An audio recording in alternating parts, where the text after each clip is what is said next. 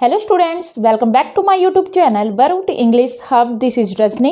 तो देखिए स्टूडेंट्स, आज के इस लेक्चर में हम डिस्कस करेंगे बीए सेकेंड ईयर के थर्ड सेम से चैप्टर 6 यानी कि poem 6 ode on a Grecian urn written by John Keats. तो देखिए ये एक ओड है। ओड क्या होता है? ये पोइट्री का ही एक टाइप होता है।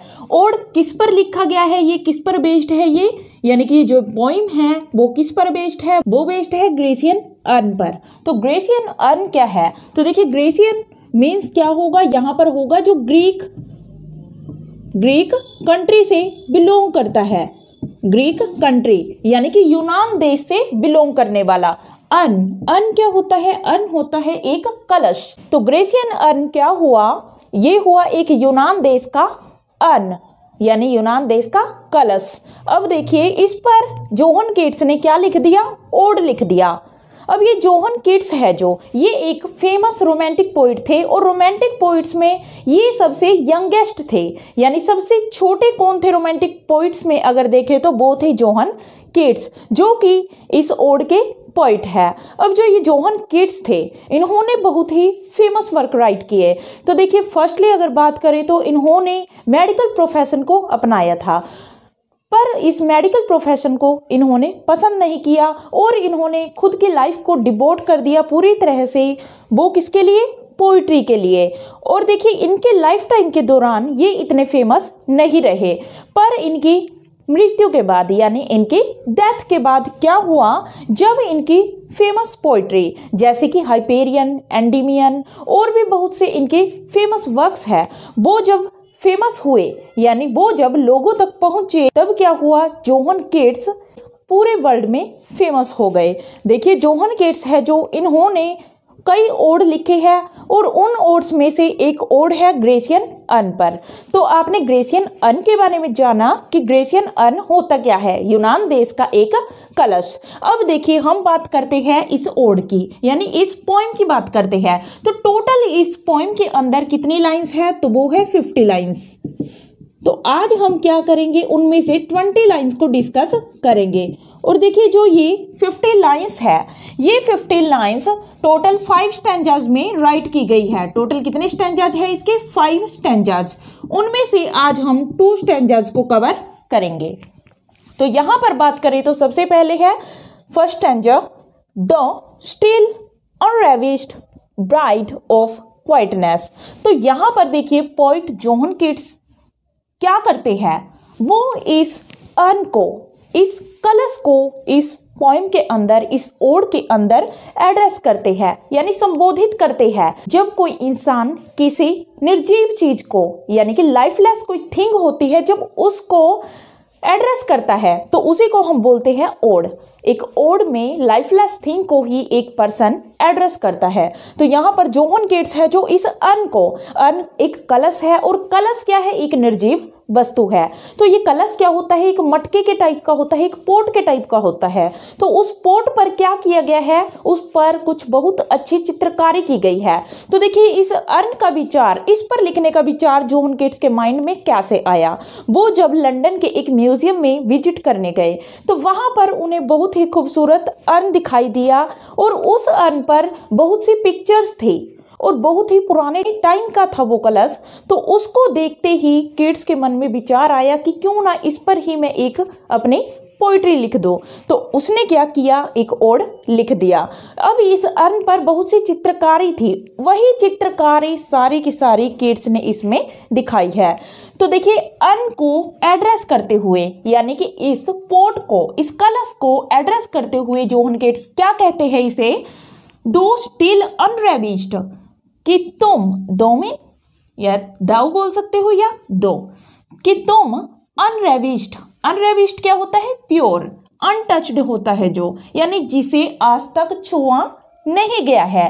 तो पोइट इस अर्न को क्या कहकर बुलाते हैं कि तुम अनरेविश्ड यानी कि प्योर, जिसे छुआ न गया हो, ऐसी ब्राइड हो। ब्राइड में दुल्हन हो, of quietness, quietness mean stillness, एक शांति की दुल्हन हो।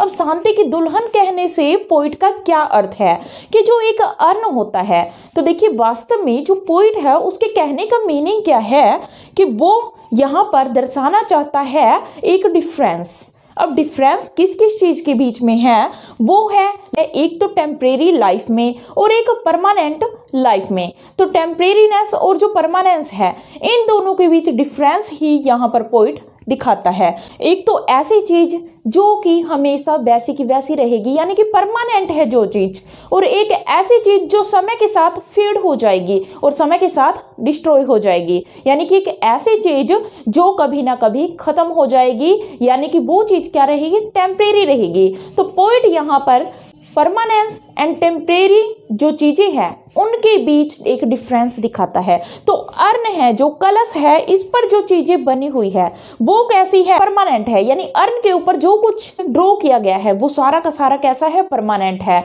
वो कभी भी खत्म नहीं होगा।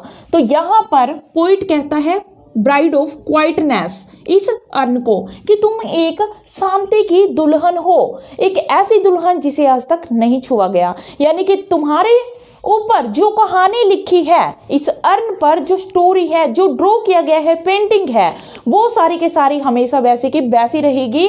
और जो ये अर्न है वो पूरी तरह से खामोश है, वो बोलता नहीं है, ना ही उसकी कोई आवाज है। ये अर्न हमेशा खामोश रहता है, फिर भी वो बहुत कुछ बयां करता है। तो यहाँ क्या कहता है पोइट, इस अर्न को क्या कहकर बुलाता है, ब्राइड ऑफ क्वाइटनेस, शांति की दुल्हन, क्योंकि वो हमेशा शांत रहता है, बिना बोले ही बहुत कुछ वो कह देता है। अब देखिए, the foster child of silence and slow time, और तुम क्या हो, एक फोस्टर चाइल्ड हो। फोस्टर क्या होता है, गोद लिया हुआ, अडोप्टेड, यानी कि तुम एक गोद लिए हुए बच्चे हो। किसकी, साइलेंस के, साइलेंस मीन खामोशी के, और स्लो टाइम के। अब ये स्लो टाइम और खामोशी का गोद लिया बच्चा कैसे हो सकता है अर्न, क्योंकि जो इस पर टाइम है, टाइम का इस पर कोई असर नहीं होता, कोई इफेक्ट टाइम इस पर नहीं डाल सकता, क्योंकि इस पर लिखी गई जो भी चित्रकारी है, ड्रॉ की गई जो भी चित्रकारी है, वो हमेशा परमानेंट ही रहेगी, उस पर हमेशा ही छपी रहेगी, वो कभी भी खत्म नहीं होगी, इसलिए टाइम का उस पर कोई इफेक्ट नहीं पड़ेगा, और वो हमेशा साइलेंस ही रहेगा, यानी जो लिखा हुआ है वो हमेशा साइलेंस ही रहेगा, वो कभी बोलकर नहीं बताएगा, पर फिर भी वो बहुत कुछ कह जाएगा। तो इसलिए पोइट इस अर्न को कहता है कि तुम शांति और स्लो चलने वाले टाइम के एक गोद लिए हुए पुत्र हो, गोद लिए हुए बच्चे हो। सिल्वन हिस्टोरियन, अब देखिए पोइट इस अर्न को क्या कहकर बुलाता है, सिल्वन हिस्टोरियन। सिल्वन होता है एक पेस्ट्रल पर्सन, एक पेस्ट्रल लाइफ से बिलोंग करने वाला पर्सन। तो देखिए यहाँ पर क्या हुआ, एक जंगल में रहने वाला, एक पेस्ट्रल देहाती एरिया में रहने वाला व्यक्ति, उसे कहते हैं हम सिल्वन, जो किस लैंग्वेज का वर्ड है, लैटिन लैंग्वेज का वर्ड है, जो क्या बताता है, सिल्वन हिस्टोरियन हु कास्ट दस एक्सप्रेस। अब पोइट इस अर्न को एक सिल्वन हिस्टोरियन कहता है कि तुम तो एक जंगल में रहने वाले इतिहासकार हो, एक हिस्टोरियन हो। हिस्टोरियन क्या होता है, जिसे पूरी हिस्ट्री पता होती है, और इस अर्न पर क्या है, बहुत कुछ लिखा हुआ है, बहुत पुराना लिखा हुआ है, एक इतिहास की तरह ही ये अपनी स्टोरी बयां करता है। तो पोइट इसको सिल्वन हिस्टोरियन कहकर पुकारता है, हु पास्ट 10 एक्सप्रेस, जो कि बहुत कुछ एक्सप्रेस करता है, बहुत कुछ बताता है, बतलाता है, अभिव्यक्त करता है।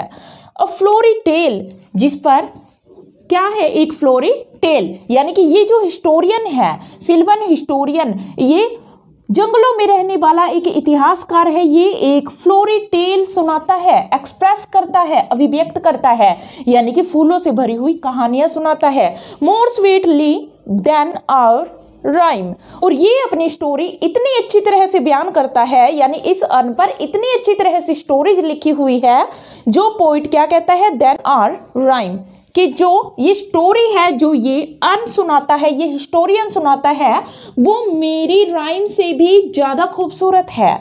यानी कि पोइट ने जो राइम क्या है, जो ये पंक्तियां लिखी है पोइट ने इस पोएम के अंदर, इस ओड के अंदर पोइट कहता है कि जो ये पंक्तियां मैंने लिखी है इनसे भी खूबसूरत क्या है, वो है इस अर्न पर छपी हुई सारी की सारी चित्रकारी, ये नक्काशी, ये इतनी खूबसूरत है जितनी खूबसूरत मेरी राइम्स भी नहीं है, मेरी पोइट्री भी नहीं है। यानी ये अर्न जो कुछ बयां करता है वो बहुत खूबसूरत है। What leaf fringed leaves and horns about the shape। अब पोइट क्या कहता है कि जो तुम्हारी ये शेप बनी हुई है तुम्हारे ऊपर, लीफ फ्रिंज्ड, लीफ मीन पत्तों से, फ्रिंज्ड क्या होता है, जो किसी चीज की पट्टी पर, किसी क्लॉथ की पट्टी पर यानी चारों तरफ किनारों पर एक पेंटिंग कर दी जाती है, एक नक्काशी कर दी जाती है, उसे कहते हैं फ्रिंज्ड। तो लीफ फ्रिंज्ड मीन यानी इस अर्न के चारों तरफ, इस अर्न के चारों तरफ क्या की गई है, पत्तों से छपी हुई एक नक्काशी की गई है। व्हाट लीफ फ्रिंज्ड लीजेंड, तो ये क्या है, एक लीजेंड है, यानी लीजेंडरी है, ये एक बहुत ही रोचक कथा है। हॉर्न्स अबाउट द शेप, जो एक शेप में छपी हुई है, यानी ये लीफ है जो एक शेप में नक्काशी किए हुई है इस अर्न के चारों तरफ। अब देखिए जो ये लाइंस है, तो इन लाइंस में पोइट ने इस अर्न के ऊपर की स्टोरी को बयान किया है कि क्या कुछ उस पर छपा हुआ है। ऑफ डेटीज और मॉर्टल्स और ऑफ बोथ, तो यहाँ पर पोइट क्या करता है, एक क्वेश्चन करता है। तो एक क्वेश्चन क्या करता है, इन टेम्पे और the dales of Arcady, of deities और मॉर्टल्स। अब पोइट एक क्वेश्चन करता है कि जो ये डेटीज है या फिर ये मॉर्टल्स है। अब देखिए पोइट इस अर्न पर कुछ व्यक्तियों को छपे हुए देखता है, यानी चित्रकारी देखता है जिसमें कुछ मनुष्य दिखाए गए हैं। अब पोइट क्वेश्चन करता हुआ पूछता है कि क्या ये डेटीज है, क्या ये देवता है या फिर मॉर्टल्स, क्या ये कोई मैन है या फिर ये कोई इंसान है। तो पोइट यहाँ पर इस अर्न से क्वेश्चन करता है कि जो ये कलश पर कि तुम्हारे ऊपर जो ये छपे हुए हैं व्यक्ति, क्या ये देवता है या फिर ये मनुष्य है। देवता मीन ये क्या परमानेंट है, या फिर मॉर्टल्स मीन जो खत्म होने वाले मनुष्य है, या फिर ये दोनों ही है, क्या ये मनुष्य और देवता दोनों ही है। इन टेम्पे और द डेल्स ऑफ आर्केडी, अब देखिए टेम्पे और आर्केडी क्या है, ये वैलीज है, वैलीज जो कहाँ की है, जो कि ग्रीक की है, जो ये वैलीज है कहाँ की है, ये ग्रीक की है। तो टेम्पे और आर्केडी ये घाटियां है जो कहाँ पर है, यूनान देश में है। और पोइट क्या कहता है कि जो ये घाटियां छपी हुई है इस अर्न के ऊपर, क्या ये घाटी टेम्पे की है या फिर आर्केडी की घाटी है, ये दोनों नाम है एक घाटी के। तो क्या ये टेम्पे की घाटियां है या आर्केडी की घाटियां है। व्हाट मैन और गॉड्स आर दीज, और ये किस टाइप के व्यक्ति है, क्या ये मानव है, क्या ये इंसान है या फिर ये देवता है। व्हाट मेडन्स लोथ, और जो ये मेडन्स मीन जो कुंवारी युवतियां हैं, अनमैरिड लेडीज है जो महिलाएं हैं, जो ये अनमैरिड गर्ल्स है। लोथ होता है अनिच्छा प्रकट करना, यानी कि कोई व्यक्ति जब अपनी किसी कार्य में इच्छा नहीं दिखाता, किसी विलिंगनेस को नहीं दिखाता। तो यहाँ पर जो ये मेडन्स है, यानी इस अर्न के ऊपर जो औरतें छपी हुई हैं जो कि अनिच्छुक है कुछ करने के लिए, ये कौन है। तो ऐसा क्वेश्चन पोइट करता है इस अर्न से कि तुम्हारे ऊपर जो चित्रकारी की गई है क्या ये देवी देवताओं की है, और जो ये औरतें हैं अनिच्छा किस चीज से दिखा रही है अपनी। व्हाट मैड परसूट, और जो ये व्यक्ति है ये कैसे पागलों की तरह पीछा कर रही है इन औरतों का। परसूट मीन पीछा करना, मैड मीन पागलपन में, और ये व्यक्ति है जो इन औरतों का, इन मेडन्स का पागलों की तरह पीछा कर रहे हैं, ये कौन है। व्हाट स्ट्रगल टू एस्केप, और ये लेडीज है वो एस्केप करने का यानी बचने का स्ट्रगल क्यों कर रही है। व्हाट स्ट्रगल, क्या है ये स्ट्रगल जो ये औरतें कर रही है इन पागलों की तरह भागते हुए पीछा करते हुए आदमियों से बचने का। व्हाट पाइप्स एंड टिम्ब्रेल्स, और जो ये पाइप्स हैं इस अर्न के ऊपर पाइप्स बजाते हुए कुछ लोग दिखाए गए हैं। पाइप्स होता है बांसुरी, टिम्ब्रेल्स होता है डफली जैसा एक इंस्ट्रूमेंट। व्हाट विल्ड एक्सटेसी, और ये क्या जंगली आनंद है, यानी कि इन लेडीज को भागने में और इन पागलों की तरह हरकतें करते हुए व्यक्ति जो इनका पीछा कर रहे हुए हैं, क्या पागलपन भरा आनंद है, यानी क्या खुशी मिल रही है इन सबको भागने में।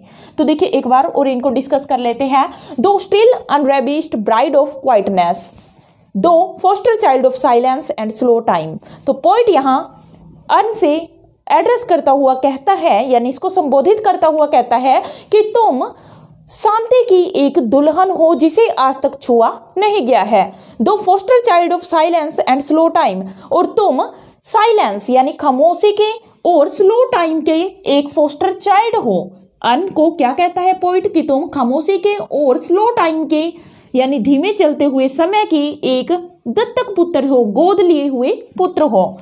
सिल्वन हिस्टोरियन, या फिर तुम एक सिल्वन, सिल्वन मीन जो वनों में रहता है, जंगलों में रहने वाले एक इतिहासकार हो, जो क्या करता है, who canst thus express a flowery tale, जो एक फ्लोरी टेल एक्सप्रेस करता है, अभिव्यक्त करता है, सुनाता है, more sweetly than our rhyme, जो कि मेरी लिखी हुई राइम से भी अच्छा सुनाता है किसी भी टेल को, किसी कहानी को। What leaf fringed legend हॉर्न्स अबाउट द शेप, और जो ये पत्तों से चारों तरफ इस अर्न की एक चित्रकारी की गई है, नक्काशी की गई है, ये कौन सी कथा सुनाती है, क्या इसकी शेप है, ऑफ डिटेज और मोर्टल्स और ऑफ बोथ, और जो ये व्यक्ति इस पर छपे हुए हैं, यानी इस अर्न पर जो व्यक्ति छपे हुए हैं, क्या ये देवता है या फिर इंसान है या फिर ये दोनों हैं। इन टेम्पे और द डेल्स ऑफ आर्केडी, क्या जो ये घाटियां बनी हुई है इस अर्न पर, क्या वो टेम्पे की घाटियां है जो कि यूनान देश में है, या फिर आर्केडी की घाटियां है। वट मैन और गॉड्स आर दीज, और ये किस प्रकार के आदमी हैं और देवता है। वट मेडन्स लोथ, और ये जो औरतें हैं, कुंवारी लड़कियां हैं, किससे बचने का प्रयास कर रही है, अनिच्छा किस लिए वो जाहिर यहाँ पर कर रही है, किस चीज के लिए। वट मैड परसूट, और जो ये व्यक्ति छपे हुए हैं ये पागलों की तरह है, किसका पीछा कर रहे हैं। वट स्ट्रगल टू एस्केप, और ये जो औरतें हैं, मेडन्स है, कौन सा स्ट्रगल कर रही है इनसे बचने के लिए। वट पाइप्स एंड टिम्ब्रेल्स, और ये किस तरह के पाइप्स है, बांसुरियां बजाई जा रही है, ये कौन सी है, कौन बजा रहा है। टिम्ब्रेल्स, टिम्ब्रेल्स मीन डफली के जैसा एक इंस्ट्रूमेंट। वट वाइल्ड एक्सटेसी, और क्या जंगलीपन में एक उत्साह, एक आनंद यहाँ पर नजर आ रहा है कि लोग एक दूसरे के पीछे भाग रहे हैं, जो कुंवारे लड़के हैं वो कुंवारी लड़कियों के पीछे भाग रहे हैं, ये क्या चल रहा है इस अर्न के ऊपर, इस चित्रकारी में। तो यहाँ पर पोइट रेटोरिक डिवाइस का यूज करता है। तो कौन सी डिवाइस है ये, रेटोरिक, जिसमें पोइट क्वेश्चन करता है पर उसका जवाब नहीं चाहता है, उसे बोलते हैं हम रेटोरिक डिवाइस। और यहाँ पर देखिए जब poet unravished bride of quietness, foster child of silence and slow time का यूज करता है, तो यहाँ पर डिवाइस कौन सी यूज की गई है, तो वो की गई है पर्सोनिफिकेशन। कौन सी डिवाइस है ये, पर्सोनिफिकेशन, जहां पर मानवीकरण किया गया है, यानी कि एक निर्जीव वस्तु की एक इंसान के साथ तुलना की गई है, ब्राइड के साथ तुलना की गई है, एक दुल्हन बताया गया है इस निर्जीव अर्न को। अब देखिए उसके बाद हम राइम स्कीम की बात करें तो यहां पर देखिए हमने इसको नाम दिया ए, क्वाइटनेस। क्वाइटनेस के साथ कौन सी राइम हमारी मैच होती है, एक्सप्रेस, क्वाइटनेस एक्सप्रेस, तो ए इनको हमने नाम दिया, टाइम को बी और राइम को बी नाम दिया, और शेप को हमने नाम दिया, किसी के साथ देखिए यहाँ पर मैच नहीं होती है तो इसको अलग नाम सी दिया हमने। और बोथ है यहाँ पर देखिए, बोथ भी किसी के साथ मैच नहीं होती है तो हमने इसको नाम दिया डी। अब देखिए यहाँ आर्केडी, और आर्केडी को हमने नाम दिया ई, क्योंकि इसकी भी ट्यून किसी के साथ मैच नहीं होती। और उसके बाद देखिए जो ये 3 लाइंस किसी भी स्टैंजे में लास्ट की जब हमें मिलती है इस पोइट्री के अंदर, जो ये 3 लाइंस हमें इस ओड के अंदर किसी भी स्टैंजे में मिलेगी, उनके सब की ही राइम स्कीम हमेशा ही अलग होगी। और देखिए यहाँ पर क्या राइम स्कीम यूज की गई है, लोथ। लोथ किसके साथ इनमें से मैच करती है, तो वो है बोथ के साथ, तो इसको हमने नाम दिया डी। अब यहाँ पर एस्केप, एस्केप की ट्यून शेप, स्केप इनके साथ मैच होती है तो इसको नाम दिया सी। अब देखिए आर्केडी, एक्सटेसी, तो इनकी ट्यून सेम जाती है तो इनको हमने नाम दिया ई। तो ये हुई इसकी राइम स्कीम। नेक्स्ट स्टैंजा देखिए। अब देखिए इस सेकंड स्टैंजे में पोइट कहता है, heard melodies are sweet but those unheard are sweeter. अब पोइट इस अन को कहता है कि जो मेलोडीज है, अब देखिए जो फर्स्ट स्टैंजा है जिसमें एक व्यक्ति है जो दिखाया गया है कैसे वो पाइप्स को और टेम्बरलिन्स को बजा रहे हैं। तो वो व्यक्ति है जो उसके द्वारा बजाने वाली जो बांसुरी है उसके आवाज की पोइट यहाँ पर बात करता है कि वो कितनी मधुर है। तो पोइट यहाँ कहता है हेयर्ड मेलोडीज आर स्वीट, कि माना कि जो हेयर्ड मेलोडीज होती है यानी जो मधुर गीत होते हैं जो सुने जा सकते हैं, हेयर्ड मीन्स सुने जा सकते हैं, ऐसे मेलोडीज ऐसे मधुर गीत आर स्वीट, हाँ वो बेशक से सुनने में बहुत स्वीट लगते हैं, बहुत ही अच्छे लगते हैं। बट दोस अनहियर्ड, पर कुछ ऐसे मधुर गीत भी होते हैं जो कि अनहियर्ड रह जाते हैं, जिन्हें सुना नहीं जा सकता। जैसे कि इस अन पर एक व्यक्ति छपा है जो कुछ गीत गा रहा है, पाइप्स को बांसुरी को बजा रहा है, उसके द्वारा बजाए गए गीत जो सुने नहीं जा सकते अनहियर्ड है, आर स्वीटर भी उससे भी खूबसूरत है, ऐसे गीतों से भी खूबसूरत जो सुने जा सकते हैं। यानी ऐसे गीत जो अन पर है वो औरों के द्वारा गाए जाने वाले गीत जो कि हम इस सांसारिक इस मटेरियलिस्टिक वर्ल्ड में गाते हैं उससे ज्यादा सुंदर है, उससे ज्यादा मधुर गीत है जो कि इस अन पर व्यक्ति गा रहे हैं। बेशक से उन्हें सुना नहीं जा सकता, फिर भी वो और भी ज्यादा मधुर है क्योंकि वो परमानेंट है, वो हमेशा ही ऐसे ही बजते रहेंगे, ऐसे ही वो गाए जाते रहेंगे, क्योंकि वो हमेशा व्यक्ति पाइप को प्ले करता रहेगा, हमेशा ही बजाता रहेगा।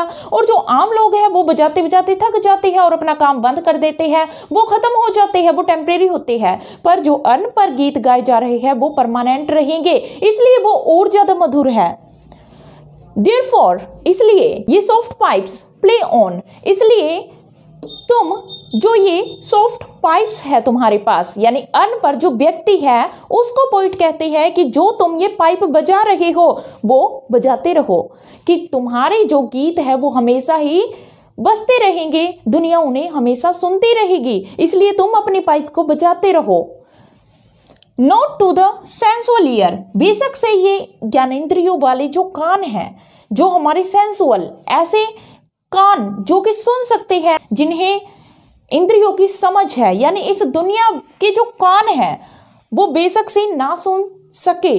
No to the sensual ear, बेशक से दुनिया के कान इनको ना सुन सके जो कि इस अन पर गीत गाए जा रहे हैं, बट मोर अनडेयर्ड, पर फिर भी वे लोगों के लिए प्रिय बन चुके हैं। बहुत एंडियर्ड होता है प्रिय बन जाना किसी व्यक्ति के लिए, बहुत प्यारा बन जाना किसी व्यक्ति के लिए। तो ये गीत है जो वो लोगों के लिए बहुत ही प्यारे बन चुके हैं, लोग इन्हें पसंद करते हैं, इसलिए तुम इन गीतों को बजाते रहो। जो अनपढ़ व्यक्ति है उनको पोइट ये कहते हैं।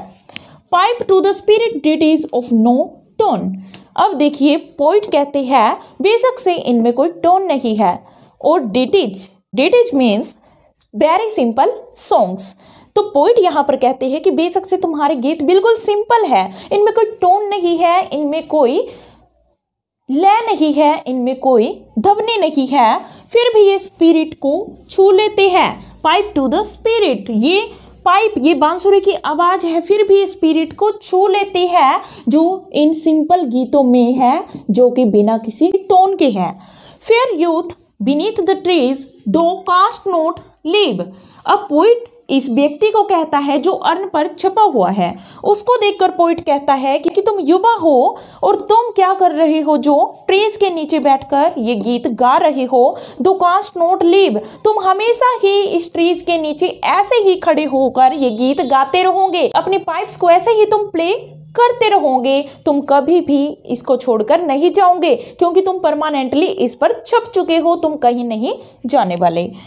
This song nor ever can those trees be bare, और तुम्हारे सॉन्ग है हमेशा ऐसे ही बजते रहेंगे। Nor ever can those trees be bare, और जो ये पेड़ है जिसके नीचे खड़े होकर बैठकर तुम ये गीत गाते हो, अपनी पाइप को बजाते हो, उस पेड़ के पत्ते हैं जो कभी भी नहीं गिरेंगे। बेयर मीन अनक्लोथ्ड हो जाना, यानी ये पेड़ है जो कभी भी अपने पत्तों को नहीं गिराएंगे, कभी भी अपने कपड़ों रूपी पत्तों को नहीं गिराएंगे, हमेशा ही इन पर पत्ते ऐसे ही लगे रहेंगे, इन पर हमेशा ही पत्ते ऐसे ही लगे रहेंगे, क्योंकि वो परमानेंटली ड्रॉ हो चुके हैं, वो कभी भी नहीं मिटेंगे यहाँ से।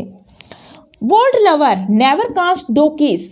तो पोइट इस लवर को, जो कि एक मेडन का पीछा कर रहा था फर्स्ट स्टैंजे में, यानी एक कुंवारी लड़की का पीछा कर रहा था पागलों की तरह, उसको पोइट बोल्ड लवर कहकर बुलाता है। नेवर कास्ट दो किस, कि बेशक से तुम अपनी प्रेमिका को, उस मेडन को किस नहीं कर पाओगे।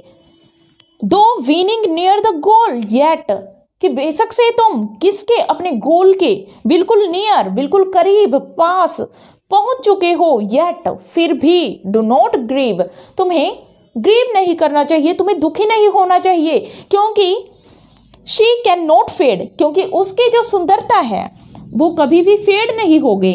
यानी जो मेडन, जो कुंवारी लड़की जिसको तुम किस करना चाहते हो, वो सुंदर है और हमेशा सुंदर रहेगी, क्योंकि वो जैसे छप चुकी है अब वो वैसे ही रहेगी। वो परमानेंटली क्या है, ब्यूटीफुल है। वो कभी भी टाइम के साथ उसकी सुंदरता कभी भी खत्म नहीं होगी। Thou hast not the please, बेशक से तुम्हें ये खुशी नहीं मिल पाएगी उसको किस करने की।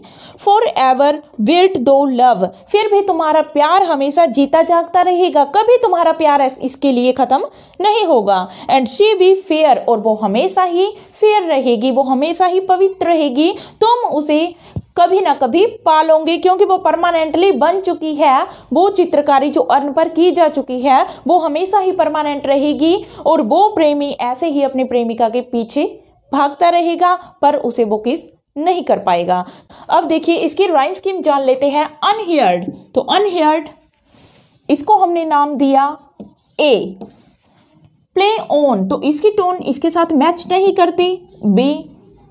अनडेयर्ड, अनहियर्ड अनडेयर्ड, अनहियर्ड एंड अनडेयर्ड मीन्स, तो यहां पर भी राइम कैसी आई, तो वो रहेगी ए। और देखिए ऑन टोन, तो यहां पर नाम दिया हमने इसको बी। अब देखिए लीव, लीव में अलग राइम है, इनके साथ मैच नहीं होती, हमने इसको नाम दिया सी। उसके बाद है बेयर, बेयर में बिल्कुल अलग राइम है, किसी के साथ मैच नहीं होती, तो इसको हमने नाम दिया डी। नेक्स्ट देखिए किस, किस के टोन है जो वो ब्लिस के साथ मैच होती है, इसको हमने नाम दिया ई, और ब्लिस वाले को भी नाम दिया हमने ई। अब देखिए ग्रीव, ग्रीव की टोन है जो मैच होती है लीव से, तो इनको हमने सी नाम दिया था, तो हमने ग्रीव को भी क्या नाम दिया, सी नाम दिया।